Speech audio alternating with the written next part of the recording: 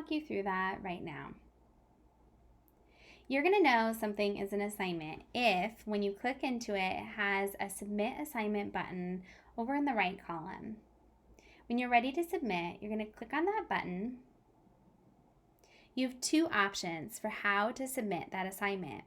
If you've written the assignment in a Word document, what you're going to do is you're going to make sure that you have this Upload tab clicked.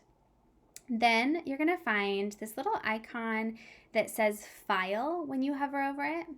You're going to click there and you'll find the Word document that you wrote your assignment in. So let's say this is a reading response. I'm going to submit that. So you'll see that now that file has loaded. So if I click Submit, it's going to upload that file.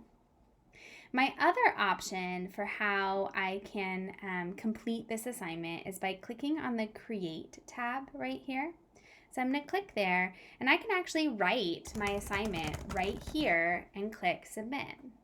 So those are your two options. You can either upload a file by clicking on this little file icon, or you can click Create and actually type your response in there.